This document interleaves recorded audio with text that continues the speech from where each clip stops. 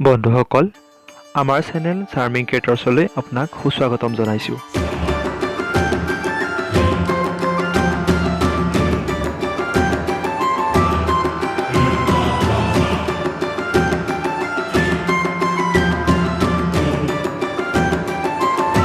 আমি আজি পুৰণৰ ধাৰণা সম্পৰ্কে এক পাঠ আগবঢ়াবলৈ লৈছোঁ। অপৰূপা দেউতাকৰ সৈতে বজাৰলৈ গ'ল। তাই বজাৰত পিং পং বলৰ ৰঙা নীলা পেকেট দেখিবলৈ পালে।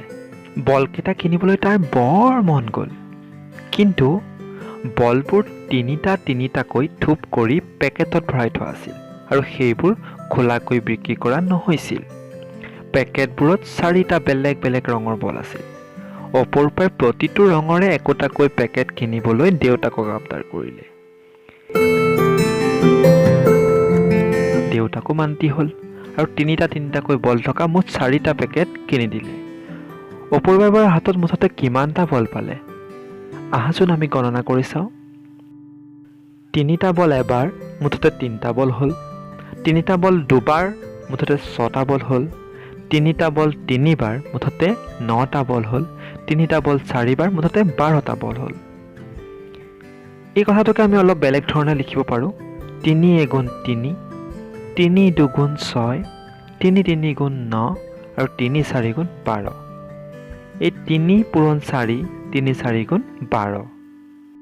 একেটা অংককে আমি অলপ বেলেগ ধৰণে কৰি চাওঁ এইবাৰ। এই 3ৰ কাৰণে 3ডাল পঠালি আঁচ টানিম আৰু 4ৰ কাৰণে তাৰ ঠিক থিয়কৈ 4ডাল আঁচ টানিম। এইবাৰ আমি কটাকটি অংশটো যোগ কৰি চাওঁ। 1 2 3 4 5 6 7 8 9 10 11 12। কিমান পালোঁ? 12। গতিকে 3 4 গুণ 12। আহাচোন আমি গৃহ কাৰ্য হিচাপে তলৰ অংককেইটা কৰোঁ।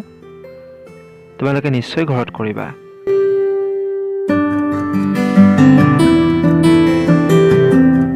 ভিডিঅ'টো কেনে পালে জনাবলৈ কমেণ্ট কৰক। লগতে আমাৰ চেনেলটো লাইক, শ্বেয়াৰ আৰু ছাবস্ক্ৰাইব কৰিবলৈ নাপাহৰিব। ধন্যবাদ। আকৌ লগ পাম।